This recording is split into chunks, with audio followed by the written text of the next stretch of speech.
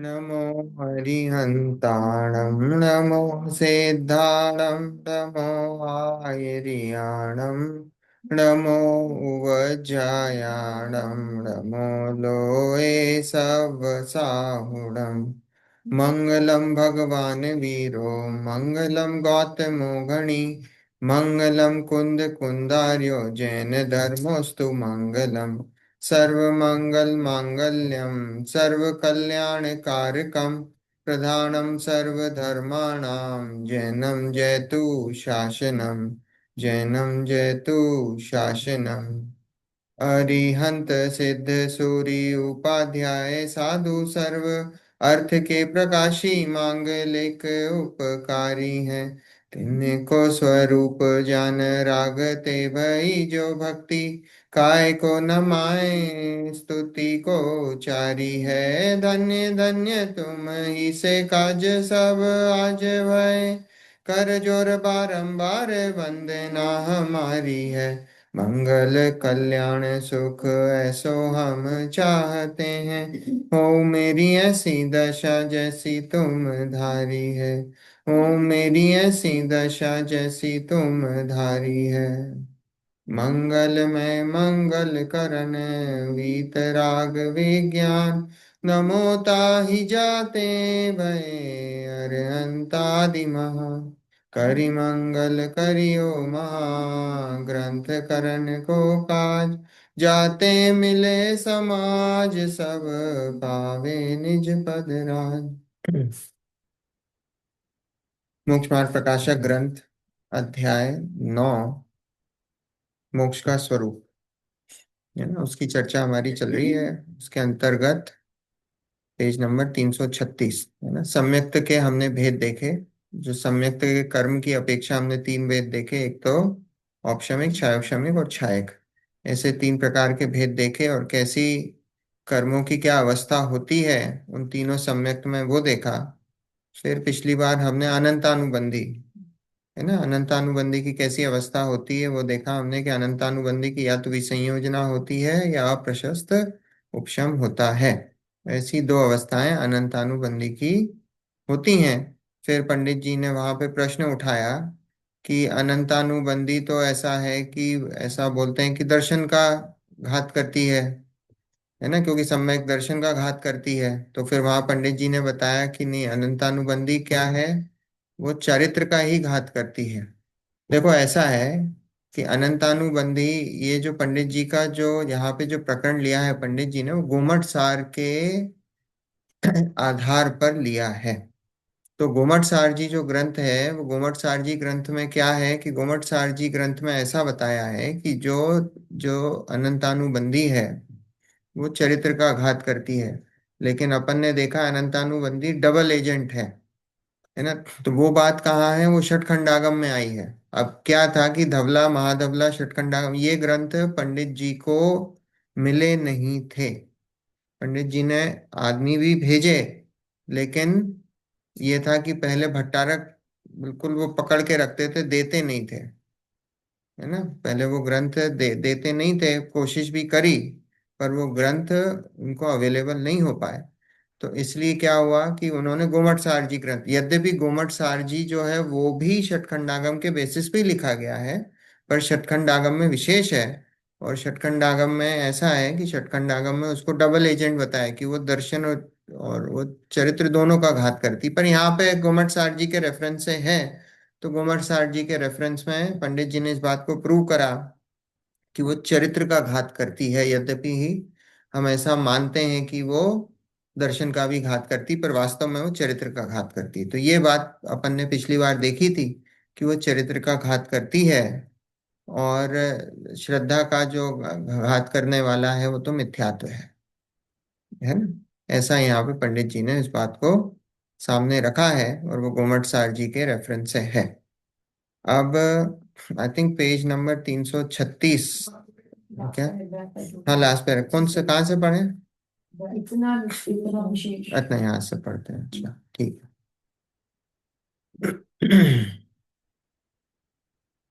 अपन वो प्रश्न से ही पढ़ लेते हैं, यहाँ फिर प्रश्न है क्योंकि वो उसी का ही है ना। देखो यहाँ फिर प्रश्न है कि अनंतानुबंधी भी चरित्र ही का घात करती है, तो इसके जाने पर कुछ चरित्र हुआ कहो, असंयत गुणस्थान में असंयम किस लिए कहते हो। तो बोले कि अनंतानुबंधी जब आप बोलते हो चरित्र का घात करती है, और शास्त्रों में आगम में ऐसा लिखा है कि जो चौथे गुणस्थान वर्ती है उसका नाम ही क्या है, अविरत सम्यक दृष्टि, असंयत सम्यक दृष्टि चौथे गुणस्थान का नाम ही है। तो बोले वहां पे, तो बोले फिर संयम तो कुछ प्रकट हुआ नहीं, किसी प्रकार का चरित्र प्रकट हुआ नहीं है चौथे गुणस्थान में। तो बोले अगर अनंतानुबंधी चरित्र ही का घात करती, और आपने अनंतानुबंधी का घात करा है, तो कुछ ना कुछ चरित्र तो प्रकट होना चाहिए। पर जो चौथा गुण स्थान है वो तो क्या है, वो तो असंयमी का है, चरित्र नहीं है वहां पे। तो बोले वो किस लिए कहते हो। एक तरफ तो आप कहते हो कि अनंतानुबंधी चरित्र का घात करती है, अब जब हमने अनंतानुबंधी का ही घात कर दिया, तो फिर चरित्र तो कुछ तो प्रकट होना चाहिए। क्वेश्चन आ रहा है समझ में, है ना, कुछ तो चरित्र प्रकट होना चाहिए। लेकिन आगम में तो ऐसा, आगम के परिप्रेक्ष्य में ऐसी बात आती है कि वो असंयत सम्यक दृष्टि का गुणस्थान है, वहां पे चरित्र नहीं है, ऐसी बात आगम में आती है। तो बोले फिर आप ये तो कॉन्ट्रडिक्टरी बात करते हैं। तो देखो समाधान, अनंतानुबंधी आदि भेद है, वह तीव्र मंद कषाय की अपेक्षा नहीं है, क्योंकि मिथ्या दृष्टि के तीव्र कषाय होने पर व मंद कषाय होने पर अनंतानुबंधी आदि चारों का उदय युगपत होता है। वह चारों के उत्कृष्ट स्पर्धक समान कहे हैं। देखो अनंत, अपन ने पिछली बार देखा ना, जो तीव्र मंदता होती है वो लेश्या का भेद है। अपन ने पिछली बार देखा, क्योंकि किसी मिथ्या दृष्टि जीव को भी कषाय बहुत मंद हो सकती है। किसी मिथ्या दृष्टि जीव को भी कषाय बहुत मंद, जो तीव्रता मंदता का जो भेद देखा था अपन ने, वो लेशा में है। यहाँ लिखा है कि अनंतानुबंधी आदि भेद में तीव्र मंद कषाय की अपेक्षा नहीं है, क्योंकि मिथ्या दृष्टि के तीव्र कषाय होने पर व मंद कषाय होने पर अनंतानुबंधी आदि चारों कषाय का उदय युगपद होता है। अब जैसे हम हैं, हमको कौन सी कषाय का उदय है, हमको चारों कषाय का उदय साथ में चल रहा है। हमको अनंतानुबंधी अप्रत्याख्यान प्रत्याख्यान संचलन चारों कषाय का उदय चल रहा है। भले ही हम किसी भी अवस्था में, हम तीव्र गुस्सा भी कर रहे हो और सो भी रहे हो, सोता हुआ आदमी है, सोता हुआ कोई व्यक्ति है। अब आप बताओ उसको कितनी कषायें चल रही हैं, चारों कषायें चल रही हैं, भले ही वो आपको सोता हुआ दिखाई दे रहा है ना। उससे थोड़ी है, एक इंद्रिय जीव है। अब बताओ वो क्या एक्सप्रेस कर रहा है, कोई बाहर पेड़ खड़ा है, उसको कितनी कषायें हैं, चारों कषायें हैं। अब चारों कषायें वो आपको दिख रहा है एक्सप्रेस करते हुए, नहीं दिख रहा है, उसको चारों कषायें चल रही हैं। तो बोले यहाँ पे कि चारों कषाय का उदय युगपद होता है, एक साथ होता है। चारों कषाय का उदय मिथ्या दृष्टि जीव को एक साथ होता है, युगपत होता है। वह चारों के उत्कृष्ट स्पर्धक समान कहे हैं, है ना, चारों के मतलब चारों कषाय के, क्योंकि वो उसमें क्या होता है कि जब अनंतानुबंधी, अपन देखो अगले पैराग्राफ में, जैसे अपन ने देखा था ना कि अगर आपके साथ कोई पावरफुल आदमी हो, तो आप क्या हो जाते हो, आप में भी पावर आ जाती है। आप भी क्या है, आप अगर मोदी जी के साथ चल रहे हो तो आप भी क्या हो जाते हो, आप भी पावरफुल हो जाते हो। क्यों, क्योंकि हमारे साथ मोदी जी हैं, एक पावरफुल आदमी साथ में चल रहा है। तो क्या होता है कि जब वो अनंतानुबंधी कक्षाएं चलती है, तो उसके साथ बाकी की जो तीन कक्षाएं हैं ना, वो भी क्या हो जाती हैं, वो भी पावरफुल हो जाती हैं, क्योंकि उसके साथ बड़ा भाई चल रहा है, ऐसा है। तो बोले उन वह चारों के उत्कृष्ट स्पर्धक समान कहे, समान हो जाती हैं, वो उतनी पावरफुल हो जाती हैं। इतना विशेष है कि अनंतानुबंधी के साथ जैसा तीव्र उदय अप्रत्याख्यानादिक का हो, वैसा उसके जाने पर नहीं होता। क्या बोला कि इतना विशेष जानना, कि जब अनंतानुबंधी चली गई, अब वो जो मोदी जी चले गए, तो फिर क्या हुआ, भाई पावर भी चली गई, अब उतना दम नहीं रहा आप में, है ना, उतना दम नहीं रहा। तो बोला अनंतानुबंधी के साथ जैसा उदय आता था, अप्रत्याख्यानादिक आदि मतलब तीनों की बाकी तीन कषाय, तो बोले उनका वैसा, उनके फिर उसके जाने पर उनमें उतनी दम नहीं बचती है, क्योंकि जो मेन था सरदार, वो चला गया, वो चला गया, तो उनमें उतनी दम नहीं बचती। इसी प्रकार अप्रत्याख्यान के साथ जैसा प्रत्याख्यान स्वंजलन का उदय हो, वैसा उसके जाने पर नहीं होता। वैसे अगर दो कक्षाएं चली गई तो बाकी जो दो कक्षाएं वो और ढीली पड़ जाती हैं, उनमें उतना और दम नहीं बचता है। और फिर जैसा प्रत्याख्यान के साथ स्वंजलन का उदय हो, वैसा केवल स्वंजलन का उदय नहीं होता। तो बोले क्या, कि जैसा अब एक ही कक्षाएं बची है, तो बोले क्या, तो बोले फिर उसमें फिर उतना दम नहीं बचा, क्योंकि तीन जो मेन थी वो तो चली गई, जो उसमें पावर दे रही थी। तो बोले फिर उसमें दम नहीं बचता। इसलिए अनंतानुबंधी के जाने पर कुछ कषायों की मंदता तो होती है, परंतु ऐसी मंदता नहीं होती जिससे कोई चरित्र नाम प्राप्त करे। क्योंकि कषायों के असंख्यात लोक प्रमाण स्थान हैं, उनमें सर्वत्र पूर्व स्थान से उत्तर स्थान में मंदता पाई जाती है, परंतु व्यवहार से उनके स्थानों में तीन मर्यादाएं की। आदि के बहुत स्थान तो असंयम रूप कहे, फिर कितने ही देश संयम रूप कहे, और कितने ही सकल संयम रूप कहे। उनमें प्रथम गुणस्थान से लेकर चतुर्थ गुणस्थान पर्यंत जो कषाय के स्थान होते हैं, वे सर्व असंयमी के होते हैं। इसलिए कषायों की मंदता होने पर भी चरित्र नाम नहीं पाते। क्या? देखो, इसको समझने का बहुत इजी तरीका है। आप कषायों को इनमें देखा है कि तीन, क्या है, तीन भागों में डिवाइड कर लो। कषायों को तीन भागों में डिवाइड कर लो, कषायों के लेवल को। कैसा कि फर्स्ट लेवल है, वो फर्स्ट लेवल है वो असंयमियों का लेवल है। दूसरा लेवल है वो देश संयमियों का लेवल है। तीसरा लेवल है वो, देखो इस पे बोर्ड पे अपन समझ, बहुत इजी है जो जो बता रहे हैं। क्या बताया? तीन लेवल बना दिया अपन ने, एक लेवल, दो लेवल, और ये तीन लेवल, है ना। ये तीन लेवल बता दिए। अब देखो इसमें क्या बोला है कि कषायों के असंख्यात लोक प्रमाण स्थान है। कषायों के असंख्यात लोग मतलब उसके मेजरमेंट्स के, है ना, उसको इजी समझने के लिए, कि इसमें अलग अलग मेजरमेंट्स हैं। पर ये लेवल वही है जैसे अपन कोई एग्जाम हुई। इसको बहुत इजी तरीके से मान लो कि ये 40 मार्क्स है, इसके नीचे जितने भी हैं, सब फेल हैं। पर इसमें भी डिफरेंस है ना, किसी को 1 नंबर आया, किसी को 5 नंबर आया, किसी को 10 आया, किसी को 20 आया, किसी को 30 आया, किसी को 39 आया। पर अलग अलग हैं। पर लेकिन जब तक वो 40 नहीं आएगा, हम उसको क्या बोलते हैं? वो फेल है ना। ये मान लो यहाँ 70 है, तो हमने क्या बोला, 70 के ऊपर सबको ए है, 70 के नीचे जितने भी हैं वो सब बी ग्रेड है। तो 40 से लेकर 70 तक सब क्या है? वो सब बी ग्रेड है। और 70 से ऊपर जितने भी हैं वो सब ए ग्रेड है। ठीक है, लेकिन इसमें भी अलग अलग लेवल है ना। सेम नहीं है, किसी को 70 आया हो, किसी को 99 आया, सेम नहीं है, डिफरेंट है। पर उसको कैटेगराइजेशन में क्या करा हमने, उसको एक ही कैटेगरी में डाला है। तो यहाँ पे पंडित जी क्या बता रहे हैं, कि कषायों के असंख्यात लोक प्रमाण स्थान है। तो ये जो है ना, ये जो अलग अलग नंबर जो बताए हैं, ये क्या है? ये असंख्यात लोक प्रमाण स्थान है, अलग अलग मेजरमेंट्स हैं कषायों के। लेकिन क्या बोला है, कि उनमें सर्वत्र पूर्व स्थान से उत्तर स्थान में मंदता पाई जाती है। पूर्व स्थान मतलब यहां से ऊपर की तरफ जाते हैं तो मंदता पाई जाती, जैसे जैसे ऊपर जा रहे हैं हम, मंदता पाई जा रही है। ठीक है। परंतु व्यवहार से उन स्थानों में तीन मर्यादाएं की, तीन मर्यादाएं की, मतलब इसके नीचे जितने भी होंगे वो क्या कहलाएंगे?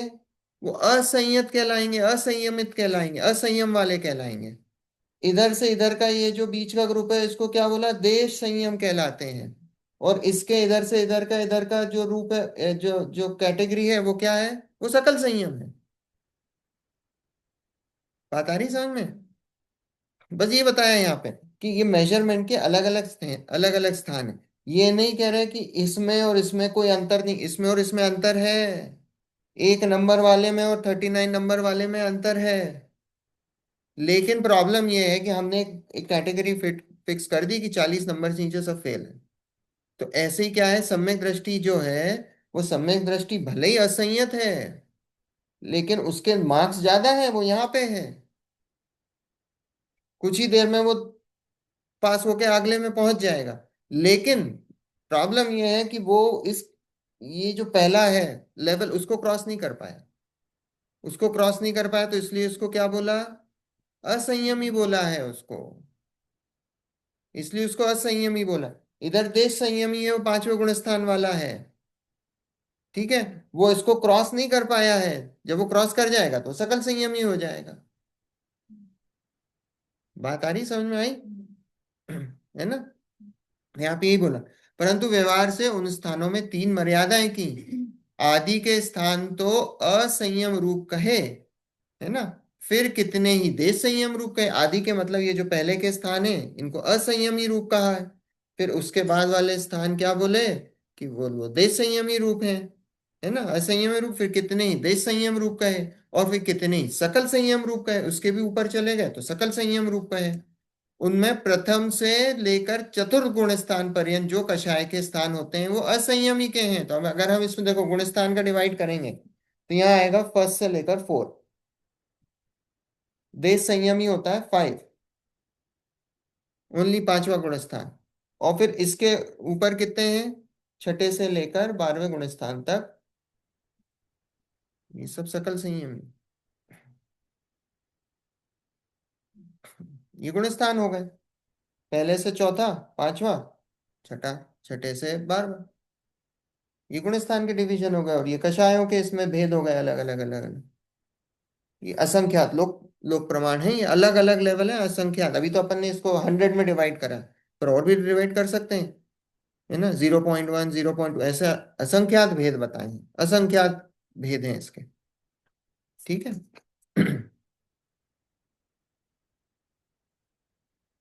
देखो उनमें प्रथम गुण स्थान से लेकर चतुर्थ गुण स्थान पर्यंत जो कषाय के स्थान होते हैं वे सर्व संयमी के ही हैं। इसलिए ये कषायों की मंदता होने पर भी चरित्र नाम नहीं पाते हैं। बोले क्योंकि ये हमने डिवीजन करा है, वो भले ही कषाय मंदता भी हुई, कषाय चली भी गई है, लेकिन वो जो थ्रेशोल्ड है उसको क्रॉस नहीं कर पा रहे, तो इसलिए वो असंयमी ही की उसमें कैटेगरी में उनको रखा है। देखो आगे, यद्यपि परमार्थ से कषाय का घटना चरित्र का अंश है, तथापि व्यवहार से जहां ऐसा कषायों का घटना हो जिससे श्रावक धर्म या मुनि धर्म का अंगीकार हो, वही चरित्र नाम पाता है। सो असंयत में ऐसी कषाय घटती नहीं है, इसलिए यहाँ असंयम कहा है। परमार्थ से क्या कहा है? परमार्थ से तो वास्तव में, परमार्थ मतलब निश्चय से, वास्तव में क्या है, कषाय का घटना चरित्र का अंश है। अब ये जो कषाय घट रही हैं, है ना, वो चरित्र का अंश है। तथापि व्यवहार से ऐसा जहाँ कषायों का घटना हो जिससे श्रावक धर्म या मुनि धर्म अंगीकार हो, वही चरित्र नाम पाता है। लेकिन व्यवहार से क्या बोला जाता है कि भाई, व्यवहार से तो ऐसा बोला जाता है कि जब तक ये जो थ्रेशोल्ड को आप क्रॉस नहीं करोगे, जब तक आप श्रावक धर्म, श्रावक धर्म कौन सा है, पांचवा गुण स्थान, और मुनि धर्म ऊपर, छठा गुण स्थान से ऊपर, जब तक वो धारण नहीं करोगे तब तक क्या बोला जाता है, उसको असंयत ही बोला जाता है, असंयमी ही बोला जाता है। ऐसा ही है। तो बोला ऐसा बोला जाता है, चरित्र नाम नहीं पाता है ना। सो असंयत में तो ऐसे कषाय घटती नहीं है, इसलिए यहाँ असंयम कहा है। असंयत मतलब जब तक ये इधर रहता है, जब तक उसके व्रत लेने के परिणाम नहीं आते हैं, जब तक ये जो थ्रेशोल्ड है फर्स्ट वाला उसको क्रॉस नहीं करेगा, तब तक क्या है, तब तक उसको व्रत लेने के परिणाम नहीं आते हैं जी। ऐसे ही है ना। जब तक वो पांचवें गुण स्थान में नहीं आएगा, दो कषाय का अभाव नहीं होगा, इस थ्रेशोल्ड को क्रॉस नहीं करेगा, तब तक क्या है, तब तक उसके परिणाम नहीं आते हैं। मुनि बनने के तो इसके अगला वाला है, पर श्रावक धर्म के भी, श्रावक धर्म के भी। देखो अपन ने देखा ना, पांचवें गुण स्थान में भी 11 स्टेज, 11 प्रतिमाएं हैं, 11 प्रतिमाएं हैं, दर्शन, व्रत, सामायिक, प्रोष्टोभा, सचित्व। तो वो क्या है, वो 11 स्टेज हैं, वो भी क्या है, वो कषायों के लेवल हैं। पांचवें गुण स्थान में भी वो 11 पायदान है अलग अलग। आप सोचो, जो पांचवें गुण स्थान की पहली प्रतिमा वाला है और पांचवें गुण स्थान की 11वीं प्रतिमा वाला है, उसमें कोई अंतर है कि नहीं है? है अंतर है। कषायों में अंतर है कि नहीं है? अंतर है। भले ही हमने क्या बोला है, दोनों की दो चौकड़ी कषाय का अभाव हुआ है। लेकिन उसमें भी दो चौकड़ी कषाय के अभाव में क्या है कि वो कोई जो पहला, मान लो कि जिसने पहली प्रतिमा वाला है वो इधर है, और 11वीं प्रतिमा वाला इधर है, क्योंकि अगले ही कुछ समय बाद वो क्या है, वो छठे गुण स्थान, सातवें गुण स्थान में जाने वाला है, मुनि धर्म अंगीकार करने वाला है। फर्क है। वो यहाँ पे है और वो यहाँ पे है, तो फर्क है ना। भले एक ही गुण स्थान में है, एक ही गुण स्थान में भी इतना फर्क है, पांचवें गुण स्थान में भी इतना फर्क है। हम्म। तो वो अलग अलग है, कोई कषायों के अलग अलग स्थान है, लेवल है अलग अलग। तो यहाँ लिखा है कषायों, देखो तो असंयत में तो ऐसा कषाय घटती नहीं है, इसलिए वहां असंयम कहा है, क्योंकि वहां ऐसी कषाय इतनी नहीं घटती कि आप व्रत अंगीकार कर सको, इसलिए वहां क्या कहा है, असंयम कहा है।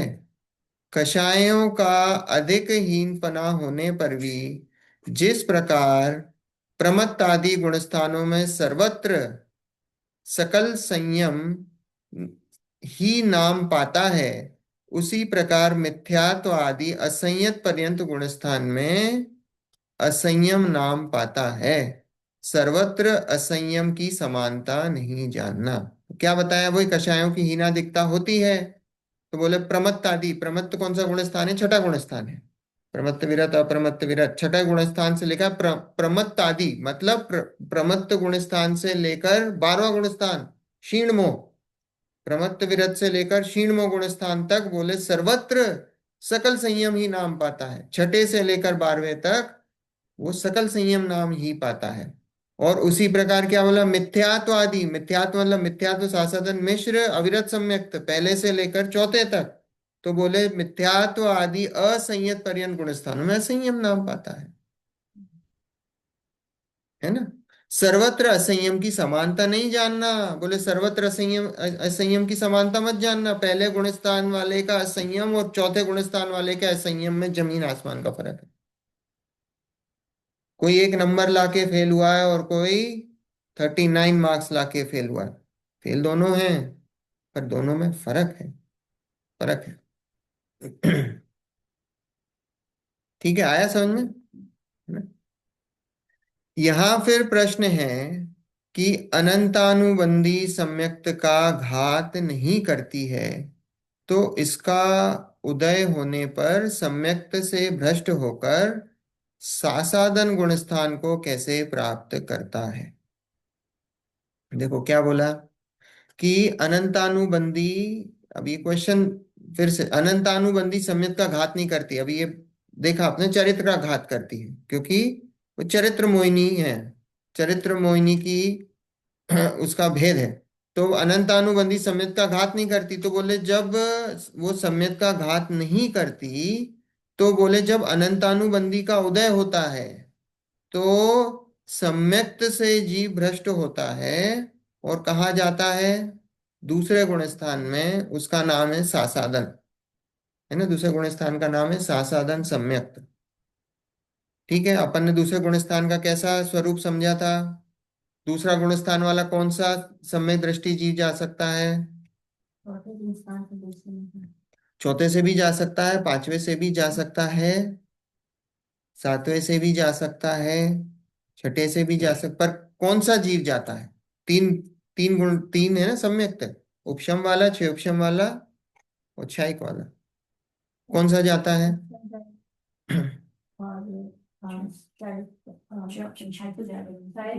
सिर्फ उपशम वाला ही जाता है, छह उपशम वाला नहीं जाता है, ये नियम है। उपशम वाला है और उसका भी लॉजिक है, क्यों जा सकता है। ठीक है, उसका लॉजिक अभी देखो क्या है कि दूसरा गुणस्थान कब होता है, दूसरा गुणस्थान अपन ने देखा था ना, जब उपशम, उपशम सम्यक्त का कैसा है कि भाई उपशम सम्यक्त में गैप बनाता है, ये गैप बनाया उसने, है ना, ये गैप बना दिया, ये तय तय अंतर मुहूर्त काल है, यहाँ से यहाँ तक का ये जो समय बचा है, ये बोला ये उपशम का काल है, उपशम। हाँ, अब क्या होता है कि जब इस काल के समाप्त होने के पहले, इस काल, ये जो अनंत, ये अंतर मुहूर्त काल जब होता है, उसके समाप्त होने के पहले मिनिमम एक समय या मैक्सिमम 6 आवली, ठीक है, 6 आवली। आवली भी काल का मेजरमेंट है। एक आवली में असंख्यात समय होते हैं। इतना समझ लो, पलक झपकने में असंख्यात आवली हो जाती। इतना है, इतना छोटा सा काल है। पर मिनिमम एक समय और मैक्सिमम 6 आवली। इतना काल जब शेष बचता है, मान लो बिल्कुल ये इतना यहां तक पहुंच गया, है ना, ये समझाने के लिए बता रहे हैं। इतना सा काल बचा है ये ऊपर का। अब इधर क्या हो रहा था, अनंतानुबंधी। अनंतानुबंधी कन्वर्ट होके उदय में आ रही थी, अप्रशस्त उपशम हो रहा था उसका। अनंतानुबंधी का अप्रशस्त उपशम हो रहा था, तो क्या हो रहा था, अनंतानुबंधी कन्वर्ट होके अप्रत्यक्ष प्रत्यक्ष संजलन नौकषाय के रूप में उदय में आ रही थी। लेकिन क्या हुआ कि जब ये काल आया यहाँ पे इस समय, वो कन्वर्जन नहीं हुआ। वो कन्वर्जन होना रुक गया, और उसमें से अनंतानुबंधी में से किसी क्रोधमान माया लोक का किसी का उदय आ गया। अनंत अनुबंधी में क्रोधमान माया, ये ध्यान रखना, हमेशा एक समय पे एक ही कषाय का उदय आता है। या तो क्रोध का आएगा, या मान का आएगा, या माया का आएगा, या लोभ का आएगा, चारों का एक साथ नहीं आता। ये बात है कि अनंत अनुबंधी अप्रत्यक्ष प्रत्यक्ष संचलन वो एक साथ आते हैं। पर उसमें भी क्रोध का आएगा तो अनंत अनुबंधी क्रोध, अनंत अनुबंधी क्रोध, अप्रत्यक्षान क्रोध, स्वंजलन क्रोध, प्रत्याख्यान क्रोध, वो आएगा। पर क्रोध के साथ मान नहीं आएगा, मान के साथ माया नहीं, अगले समय में होगा। वो एक साथ नहीं होगा। ठीक है, एक समय पे एक एक। तो अब इधर मान लो कि उदय आ गया, वो कन्वर्जन नहीं हुआ, और वो उदय में आ गया। तो उदय में आ गया, लेकिन अभी तक तो उसने ये जो गैप बनाया था, वो किसका बनाया था, वो तो मिथ्यात्व का बना दिया था उसने गैप। मिथ्यात्व तो उदय में नहीं आएगा।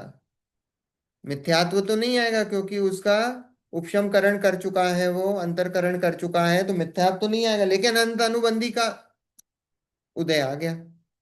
अब अनंतानुबंधी का उदय आ गया, तो इसका मतलब क्या हुआ कि वो दूसरा गुणस्थान कहलाता है। वो सासाधन सम्यक्त का गुणस्थान कहलाता है ना। अब क्या हुआ है कि वो जीव, उसको मिथ्यात्व का तो उदय नहीं है, लेकिन अनंत अनुबंधी कषाय का उदय। उसको कैसे समझाया था अपन ने, पेड़ पे से कोई फल गिर रहा हो, ये वही स्थिति है, पेड़ पेड़ है, पेड़ में से कोई फल गिर गया है, तो वो किधर जाएगा, वो नीचे की ओर ही जाएगा, वापस पेड़ की तरफ नहीं जाएगा।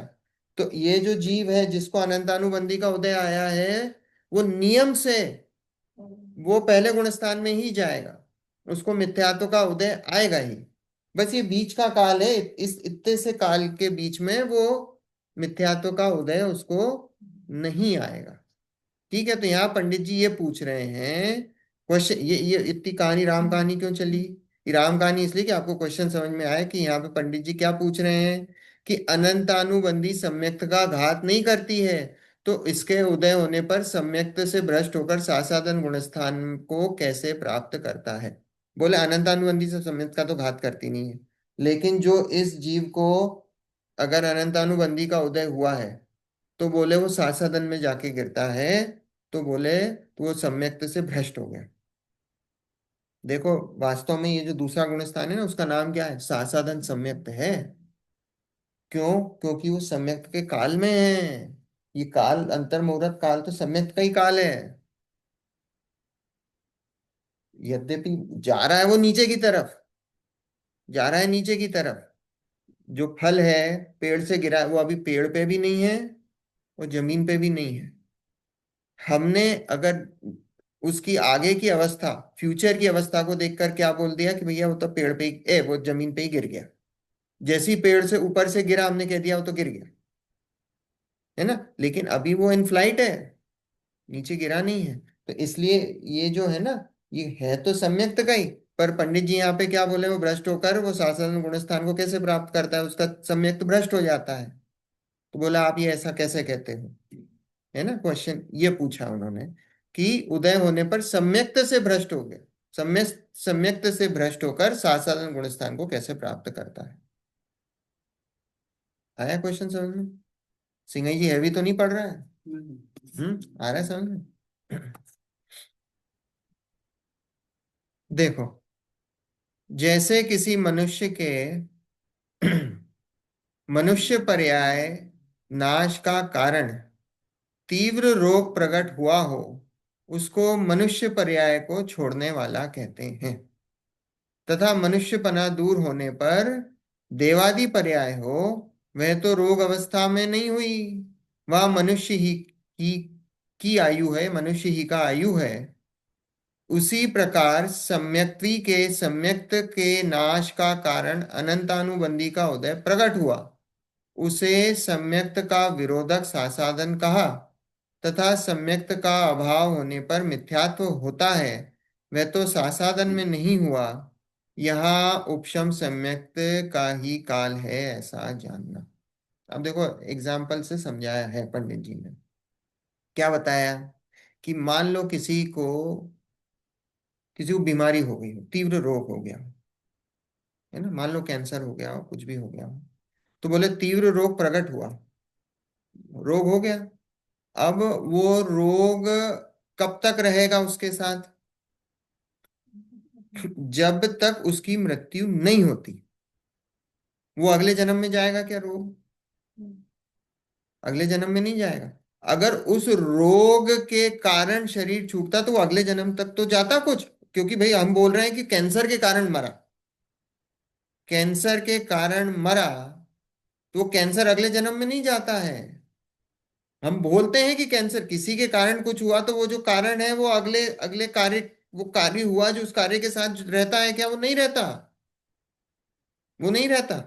वो कारण था, वो वहीं तक रुक के रह गया वो। देखो यहाँ पंडित जी क्या बोल रहे हैं, किसी के मनुष्य पर्याय नाश का कारण तीव्र रोग प्रकट हुआ, उसको मनुष्य पर्याय को छोड़ने वाला कहते हैं, तथा मनुष्यपना दूर होने पर देवादि पर्याय हो, वह तो रोग अवस्था में नहीं हुई। अब यहां से कोई मरकर देव बन गया, मान लो कैंसर से मरा या किसी कोई भी बीमारी से मरा, तो वो जब देव बना तो देव पर्याय में कैंसर गया क्या? नहीं गया वो। देव पर्याय में अभी हमने बोला कि उसके कारण, देखो क्वेश्चन से अब इसको लिंक करना, उसके कारण से वो उसका देह छूटा, उस रोग के कारण से उसका देह छूटा। अब वो देह छूटा, तो वो देह छूटा तो अगले जन्म में वो रोग नहीं गया, आगे वो रोग नहीं गया। जो जो कारण था वो आगे नहीं गया, वो कारण वहीं रुक गया। जो कारण था, रोग कारण था, वो वहीं रुक गया, वो आगे नहीं गया। तो यहाँ पे पंडित जी वही बता रहे हैं कि यहाँ मनुष्य ही का आयु है, उसी प्रकार सम्यक्त्वी के सम्यक्त के नाश का कारण अनंतानुबंधी का उदय प्रकट हुआ। अभी सम्यक का नाश हो रहा है, जैसे मनुष्य पर्याय का नाश हुआ। रोग, रोग क्या है? रोग का अनंतानुबंधी से इक्वल करो। रोग क्या है? अनंतानुबंधी। ठीक है, रोग हमने कहा अनंतानुबंधी है, और उस रोग से और उस अनंतानुबंधी से सम्यक्त का नाश हुआ, मतलब मनुष्य पर्याय का नाश हुआ। ठीक है, तो बोले कि वो अनंतानुबंधी का जो नाश हुआ, तो उसे हमने क्या बोला कि उस, देखो यहाँ, उसी प्रकार सम्यक्ति के सम्यक्त का नाश का कारण अनंतानुबंधी का उदय प्रकट हुआ, उसे सम्यक्त का विरोधक सासाधन कहा, तथा सम्यक्त का अभाव होने पर मिथ्यात्व होता है। अगर हम ऐसा माने, क्या माने, कि सम्यक्त का अभाव हुआ तो मिथ्यात्व प्रकट होना चाहिए था, लेकिन सासाधन गुण स्थान में क्या हो रहा है? जैसे देव पर्याय में गए तो देव पर्याय में कैंसर था क्या? नहीं था। ऐसे ही सासाधन पर्याय सासाधन अवस्था जो पर्याय प्रकट हुई, उसमें मिथ्यात्व है क्या? उसमें मिथ्यात्व नहीं है। अनंतानुबंधी से वो सासाधन पर्याय प्रकट हुई, है ना, अनंतानुबंधी से वो सासाधन पर्याय प्रकट हुई। तो बोले उसमें लिखा है कि अभाव होने पर मिथ्यात्व होता है, ये हम मानते हैं कि अगर अनंतानुबंध, ये लिखा है कि सम्यक्त का अभाव होता है, तो सम्यक्त के अभाव होने पर मिथ्यात्व प्रकट होता है। अगर हम ऐसा मानते हैं, सम्यक्त का अभाव होने पर मिथ्यात्व प्रकट होता है। पर एक सासाधन जो अवस्था बनी, वो सासाधन अवस्था कैसी बनी? कि बोले वो सासाधन अवस्था बनी, उसमें अगर आप ऐसा कहते हो कि सम्यक्त का अभाव हुआ है ना, और मिथ्यात्व उसमें प्रकट नहीं हुआ, तो बोले ऐसी कैसी स्टेज हो गई? अगर हम ऐसा बोलते हैं कि सम्यक्त का अभाव हुआ है और मिथ्यात्व का उदय होना चाहिए था, तो मिथ्यात्व का उदय तो हुआ नहीं वहां पे।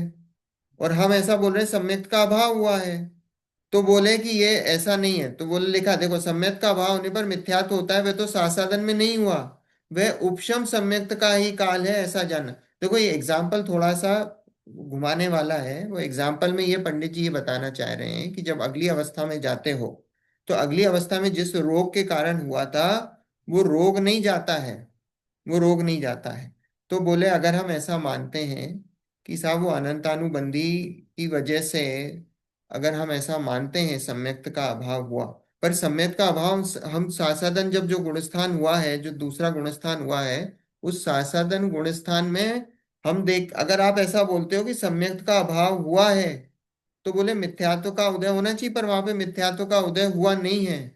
तो मिथ्यात्व का उदय नहीं हुआ, इसका मतलब वो जो सासाधन भी है वो क्या है, वो सम्यक्त का ही है। वो समय आप उसको ऐसा नहीं बोल सकते हो कि उसमें सम्यक्त का अभाव हुआ है, क्योंकि वो उपशम सम्यक्त के ही काल में से वो लिया गया है।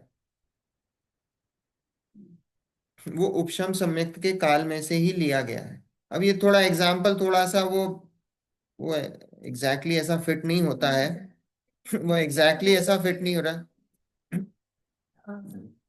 हाँ, जो अगर आप अगले भाव में जा रहे हो, देखो इसमें यह है कि जो मनुष्य पर्याय है वो मनुष्य पर्याय सम्यक्त मान लो, और जो आगे की जो भी पर्याय मिल रही है, वो बोले कि वो देव पर्याय, जो आप उसको मिथ्यात्व मान लो या जो भी है। तो बोले कि जिसके कारण से आपको हुआ वो अगले उसमें नहीं जाता है। तो ऐसी सम्यक्त है, वो सम्यक्त आगे नहीं जाएगा। जब सम्यक्त का अभाव होगा, जैसे जब मनुष्य पने का अभाव हुआ, तो क्या हुआ, वो रोग जिसके कारण हुआ, तो आगे वो देव पर्याय में नहीं जाए, मनुष्य पना देव पर्याय में नहीं जाएगा। तो ऐसी जब सम्यक्त का अभाव होगा, तो मिथ्यात्व का उदय होगा, सम्यक्त नहीं जाएगा, दोनों साथ में नहीं होंगे, मनुष्य और देव पर्याय साथ में नहीं होंगी। ऐसी सम्यक्त और मिथ्यात्व एक साथ नहीं होंगे। पर हमने अगर ऐसा बोला, अगर देखो इसको और समझने के लिए, अगर हमने मान लो ऐसा माना, ये जो दूसरे गुणस्थान है, ये दूसरा गुणस्थान मिथ्यात्व का गुणस्थान है, ये दूसरा गुणस्थान मिथ्यात्व का गुणस्थान है, ऐसा माना हमने।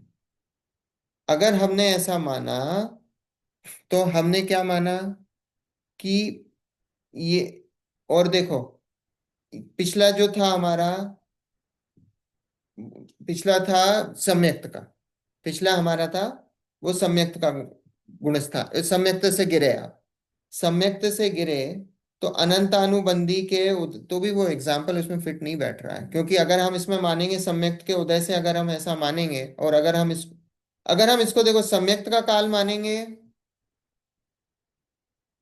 तो भी कैसे, देखो एग्जाम्पल क्या बता रहा है, एग्जाम्पल बता रहा है कि आप अनंतानु आपको रोग हुआ, और रोग से आप जो है, रोग जब आपका गया, तो अगली पर्याय में रोग नहीं है आपके साथ, जो कारण था वो अगली पर्याय में आपके साथ वो नहीं है, वो कारण है ना।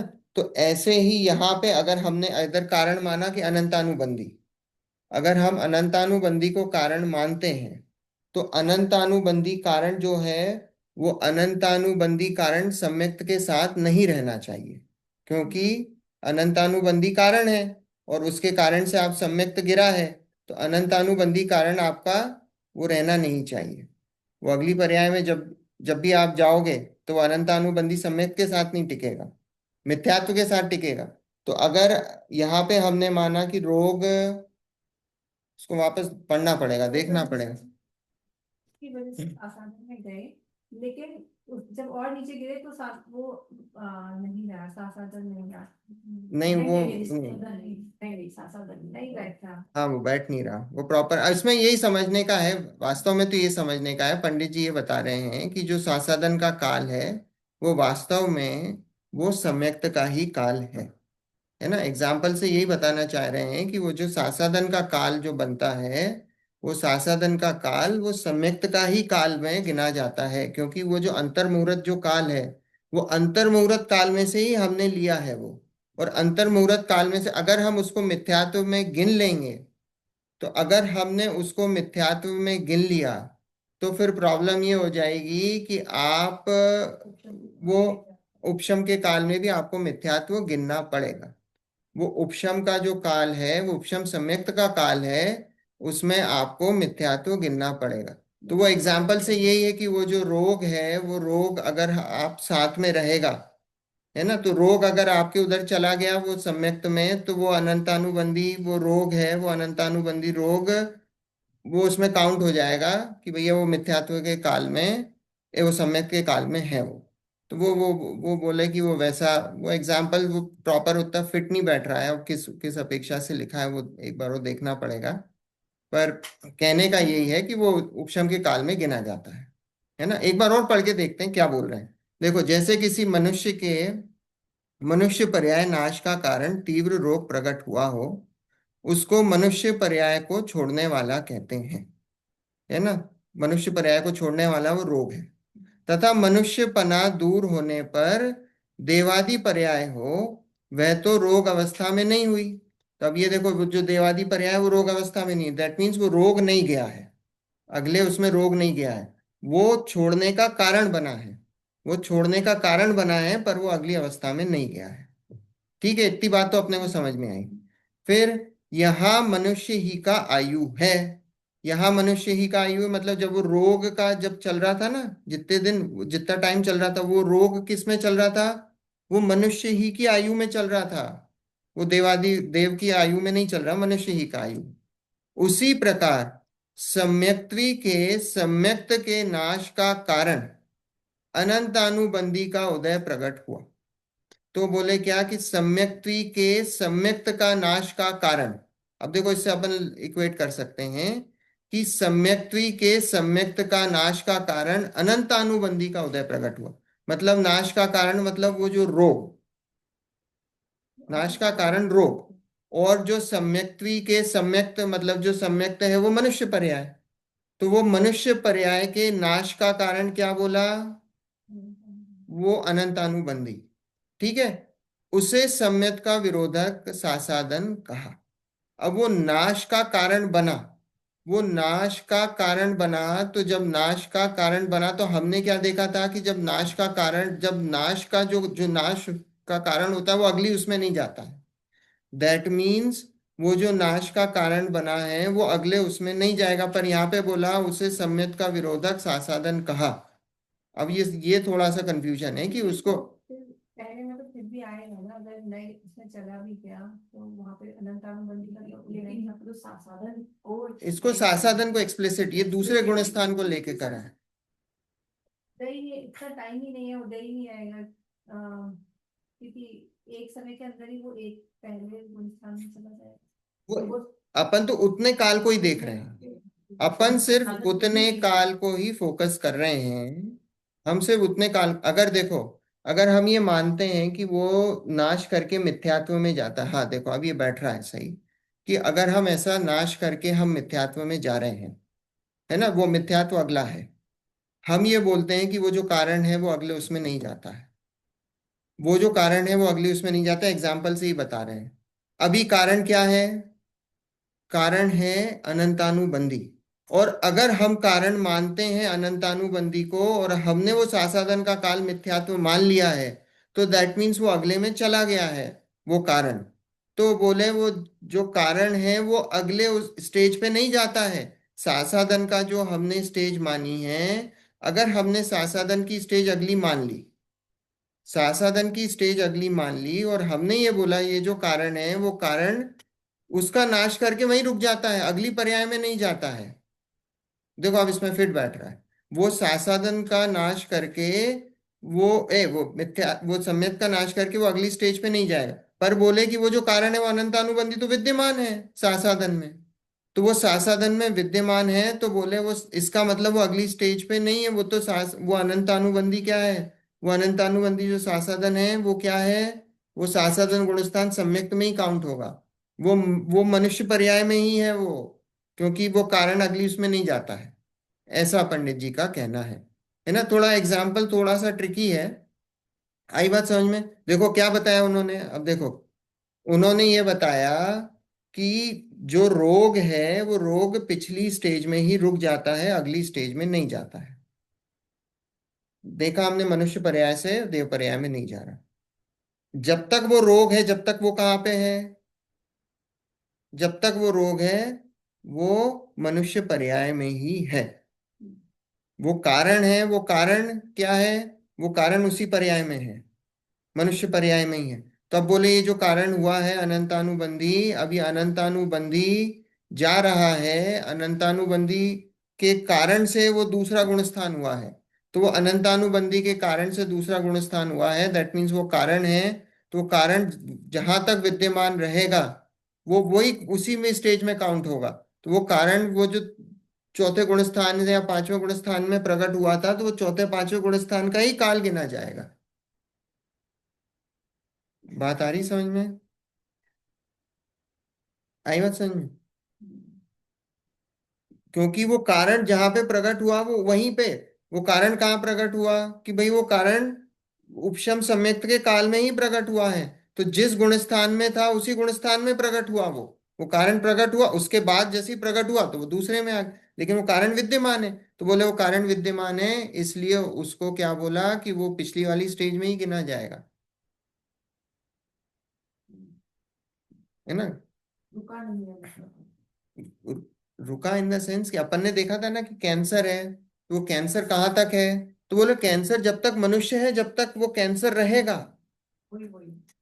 है ना। तो वो कारण वो विद्यमान है। तो वो कारण वहां तक विद्यमान, वो कारण उस समय विद्यमान है, इसलिए उसको पिछली स्टेज में रखा है ना। अब एक वो ठीक है, अभी जितना आया समझ में एग्जाम्पल उतना ठीक है। अपने को तो उसका सिद्धांत समझना है। तो सिद्धांत क्या बता रहा है, कि सिद्धांत यह है कि वो जो सासाधन गुण स्थान है वो दूसरे नंबर का गुण स्थान है, वो सम्मित का ही काल है, ऐसा जान। ठीक है। इसी इस प्रकार अनंतानुबंधी चतुष्टय की सम्यक्त होने पर अवस्था होती नहीं, इसलिए सात प्रकृतियों के उपशमादि से भी सम्यक की प्राप्ति कही जाती है। ये नहीं, ये नहीं नहीं आएगा इसमें। इस प्रकार, आपके उसमें क्या लिखा है? इस प्रकार अनंतरबंदी कृष्ण की समृद्ध होने पर अवस्था होती नहीं। तो होती नहीं, होनी होना चाहिए, होती है, होती, ऐसा, ऐसा होना चाहिए, होती नहीं ऐसा नहीं। इस प्रकार अनंतानुबंधी चतुष्टय की सम्यक्त होने पर मिसप्रिंट है, अवस्था होती है।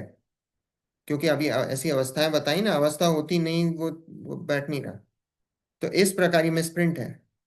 आप चाहो तो उसमें सुधार कर लो, पेन से, है ना।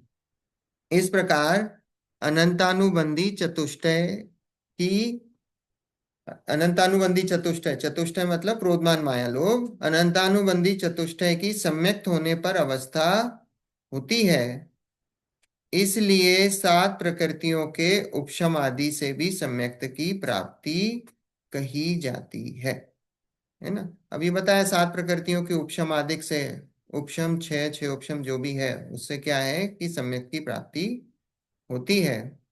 अपन ने देखा सात प्रकृतियां कैसी, दर्शन मोहिनी की तीन और अनंतानुबंधी की चार, है ना। तो ऐसे उसकी से बोले उपशम से या छह उपशम से, उनसे क्या है कि सम्यक की प्राप्ति होती है ना।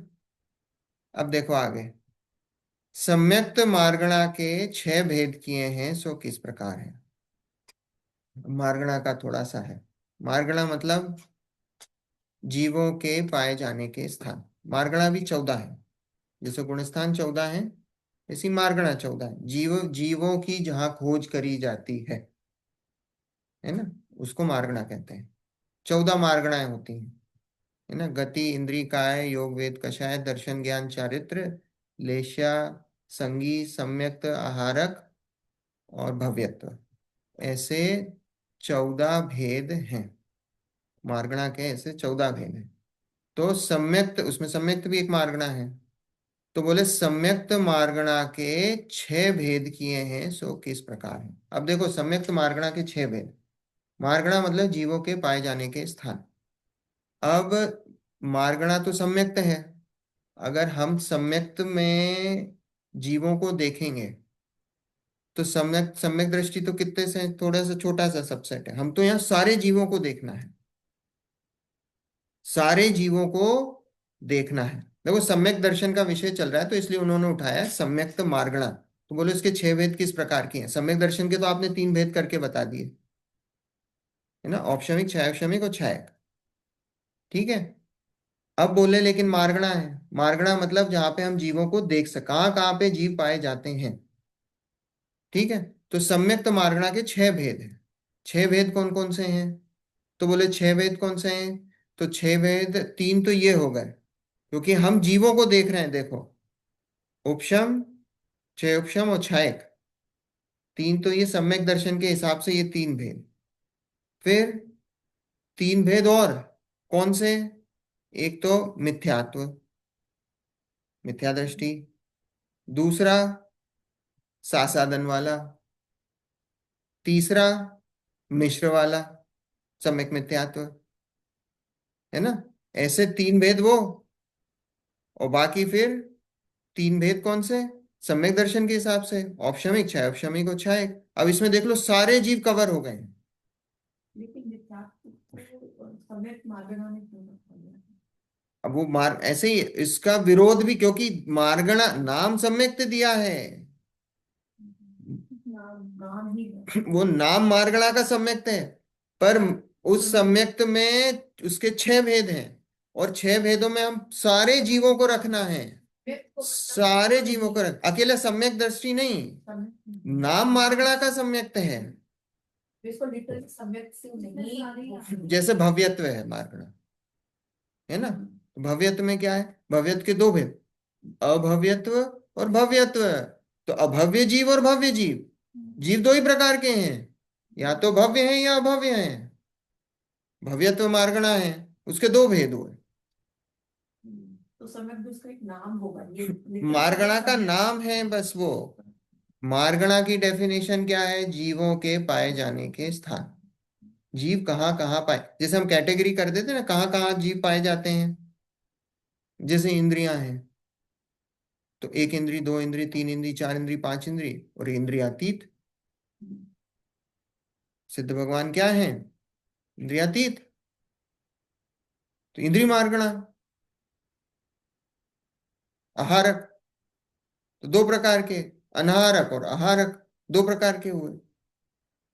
अलग अलग कैटेगरीज हाँ, में। हमको सारे जीवों को डिवाइड करना है।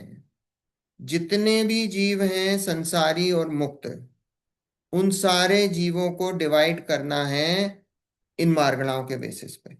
सम्यक्त मार्गणा में सारे जीव आ जाने चाहिए, आहारक मार्गणा में सारे जीव आने चाहिए, गति में सारे जीव आने चाहिए, इंद्रिय में सारे जीव आने चाहिए, है ना, काय में सारे जीव। तो ऐसे हमने जीवों के डिवीजन करे हैं। बात आ रही समझ में? ये डिवीजन करे हैं। तो यहाँ पे पंडित जी ने पूछा है कि सम्यक्त मार्गणा के 6 भेद किए हैं, सो किस प्रकार है? बोले ये जो सम्यक्त मार्गणा है, तो बोला आपने उसके 6 भेद किस प्रकार के हैं? वो अपन ने कर दिए हैं अभी। ये अपन ने कर, ये अभी अभी कर लिया अपन ने। 3 तो ये हो गए, कौन से? मिथ्यात्व, सासाधन और मिश्र। और बाकी 3 सम्यक्त, औपशमिक, छायोपशमिक और छायक। सिद्ध किस में आएंगे? छायक में। सिद्धों को क्या है? छायक सम्यक दर्शन। ठीक है। अर्यंत किस में आएंगे? छायक में। छठे से 12वें गुण स्थान वाले कौन से किस में आएंगे? नहीं, दोनों में, दोनों में उपशम भी तो करते हैं। 12वें गुण स्थान वाला तो छायक ही होगा। ठीक है। 7वें से 11वें वाला, या तो 7वें से 11वें वाला उपशम में हो सकता है, उपशम ही होगा, क्योंकि वो 11वें गुण स्थान में, अगर 7वें से 11वें में जा रहा है तो वो उपशम ही होगा। ठीक है। 7वें से 10वां, 11वें गुण स्थान वाले को अलग करो, 11वें गुण स्थान वाला उपशम ही होगा। 7वें से 10वां कौन हो सकता है? 7वें से 10वां उपशम वाला भी हो सकता है और छायक भी हो सकता है। छठा वाला कौन सा है? छठे सातवां, छठा सातवां उपशम भी हो सकता है, छह उपशम भी हो सकता है, छायक भी हो सकता है। पांचवा, पांचवा भी उपशम भी हो सकता है, छह उपशम भी हो सकता है और छायक भी हो सकता है। चौथा सेम, उपशम भी हो सकता है, छह उपशम भी हो सकता है और छायक भी हो सकता है। तीसरा मिश्र, है ना, सम्यक मिथ्यात्व। फिर दूसरा सासाधन, सासाधन सम्यक्त्व, और पहला मिथ्यात्व। ठीक है, तो हमने सारे जीवों का डिवीजन कर दिए, ये 14 गुणस्थान और जो गुणस्थानातीत हैं, सबका पूरे इनमें सारे जीव कवर हो गए हैं, सारे के सारे जीव कवर हो गए। ठीक है।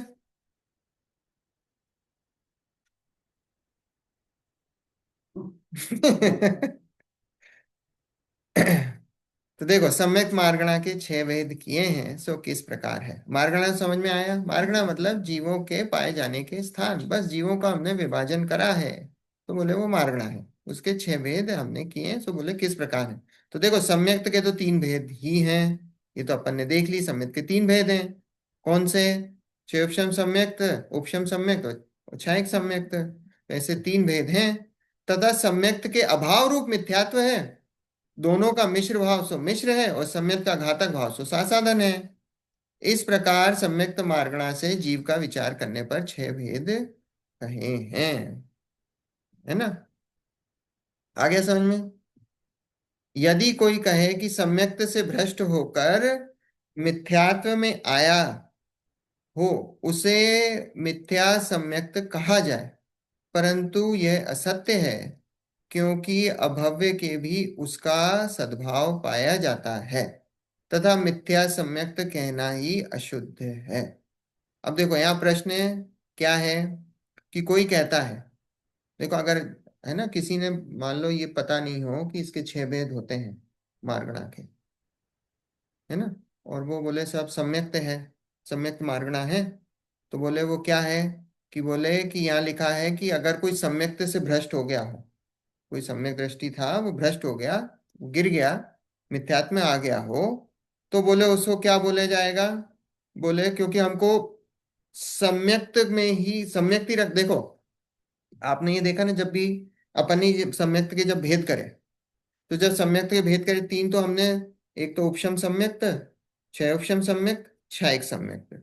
तीसरे गुण स्थान का नाम क्या है? मिश्र को क्या बोलते हैं? सम्यक मिथ्यात्व। सम्यक मिथ्यात्व, तो उसमें भी सम्यक आ रहा है। दूसरे गुण स्थान का नाम क्या है? सासाधन सम्यक्त, तो सभी में क्या आ रहा है? सम्यक्त आ रहा है।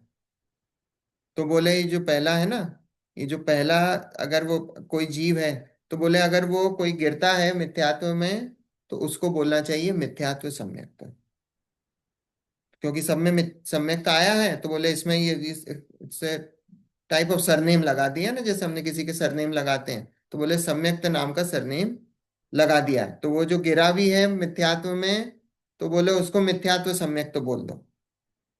यहाँ पंडित जी का क्वेश्चन देखो, यदि कोई कहे सम्यक्त से भ्रष्ट होकर मिथ्यात्व में आया हो, उसे मिथ्यात्व सम्यक्त कहा जाए। मिथ्यात्व सम्यक्त का गिर के, गिर गया हो लेकिन वो पहले सम्यक्त था, तो बोले गिर गया हो तो उसको मिथ्यात्व सम्यक्त कहा जाए, परंतु ये असत्य है, क्योंकि अभव्य भी उसका अभव्य के भी उसका सद्भाव पाया जाता है। किसका? मिथ्यात्व का। अभव्य को सम्यक्त हो सकता है? नहीं हो सकता। अभव्य को कभी सम्यक्त नहीं हो सकता है, अभव्य को कभी सम्यक्त नहीं हो सकता है। तो बोले अगर हम ऐसा बोल देंगे कि वो जो छठा भेद है वो मिथ्यात्व सम्यक्त है, हमने जब 6 भेद करे थे तो एक भेद मिथ्यात्व था, मिथ्यात्व सम्यक्त नहीं था, यद्यपि बाकी के पांचों में सम्यक्त लग रहा था, सम्यक मिथ्यात्व हो, साधारण सम्यक्त हो, सम्यक्त आ रहा था शब्द, लेकिन जो छठा भेद है सम्यक्त मार्गणा का, वो मिथ्यात्व ही है, वो मिथ्यात्व सम्यक्त नहीं है। बात आ रही समझ में? ये प्रश्न है यहाँ पे, क्या? कि असत्य है, क्योंकि अभव्य के भी उसका सद्भाव पाया जाता है, तथा मिथ्यात्व सम्यक्त कहना ही अशुद्ध है। बोलिए अशुद्ध है, मिथ्यात्व सम्यक्त ऐसी कोई चीज होती नहीं है। मिथ्यात्व सम्यक्त, जैसे संयम मार्गणा में असंयम कहा, भव्य मार्गणा में अभव्य कहा, उसी प्रकार सम्यक्त मार्गणा में मिथ्यात्व कहा। है ना? समय हो गया है, कल थोड़ा सा अपन और चर्चा करेंगे, है ना, किसकी? मार्गणाओं की, संयम मार्गणा की, भव्य मार्गणा की, है ना, इसकी थोड़ी सी चर्चा करेंगे, है ना। तो मिथ्या अगर प्रकट हो गया जिसके कारण से आपका गुलिस्तान नीचे आ गया हो, तो उसमें भी आप फिर भी जैसे आप चौथे से दूसरे में आ गए हैं कहीं और, तो उसमें भी आपको कोई मतलब मिथ्या का रोल तो है, लेकिन आप उसको मतलब उसको आप मतलब या बोल तो सम्यक ही कर रहा था साधन या मिश्र, वहां पे भी आप बात तो सम्यक ही कर रहे हो। नहीं, मिथ्यात्व का उदय सिर्फ पहले गुण स्थान में, नहीं तो दूसरे मिथ्यात्व का तीन उदय से पहले गुण स्थान में है, तीसरे गुण स्थान में मिथ्यात्व का उदय नहीं है। जिस कारण से वो गिर रहा गिर वो गया। गिरा, वो दूसरे गुण स्थान में अनंतानुबंधी के कारण गिरा वो, अभी लेकिन मिथ्यात्व में पहुंचा नहीं है। मिथ्यात्व में पहुंचेगा पहले गुण स्थान में। तीसरे गुण स्थान में क्या है कि जो तीन, तो तीन भेद करे थे ना अपन, तीन उसके बंटवारा हो गया था ना, मिथ्यात्, सम्यक मिथ्यात्, सम्यक प्रकृति। तो जो सम्यक मिथ्यात् प्रकृति का उदय आता है तो तीसरा गुण स्थान होता है, ठीक है। तो लेकिन अभी मिथ्यात्व का उदय नहीं है, मिथ्यात्व का गुण स्थान तो पहले ही है, पहले का क्या नहीं। पहले के बाद मिथ्यात्व है ही नहीं, पहले ही गुण स्थान है। पर वो पहला गुण स्थान जो है ना, वो उसको पार करना ही, वही अनादिकाल का सबसे बड़ा काम वही है। वो पहला गुण स्थान ही पार नहीं हो रहा है ना। और भव्य कैसे भव्य है वो भी पहले पढ़े, उनको भी मिथ्या से नहीं कर सकते। किसको? जैसे नीचे ऊपर से नीचे गिर के आ रहा है तो बोल रहे हैं कि मिथ्या समय नहीं बोल सकता, नहीं बोल तो जो सकते। पहले से पढ़ा हुआ है चाहे भव्य हो वो भी सब हाँ, मिथ्या वही ही सभी है। मिथ्यात्व है। जिसको आज तक समय, वो भव्य अभव्य सब बराबर है, अभी तो सब बराबर है। भले ही वो भव्य हो, लेकिन जब तक उसको सम्यक दर्शन की प्राप्ति ना हो, है ना, तो वो जब तक, तो वो बेकार ही है, उसका भव्यपना भी, है ना। योग्यता के हिसाब से बोला है कि भाई योग्यता है उसमें सम्यक दर्शन प्रकट करने की, तो उस हिसाब से उसको भव्य बोला है। ठीक है ना। जिनवाणी स्तुति। निज निधि निज में बताई, यह अनंत उपकार है, सिके लिए जिन वाणी माँ को, वंदना शतवार है, वंदना शतवार है, वंदना शतवार है। 9 बार नमः।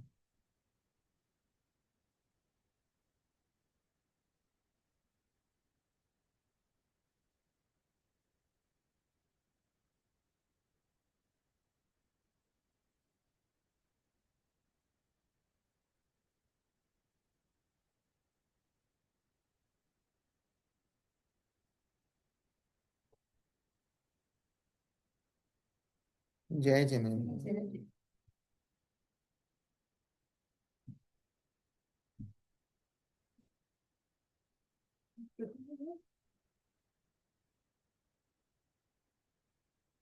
स्तुति।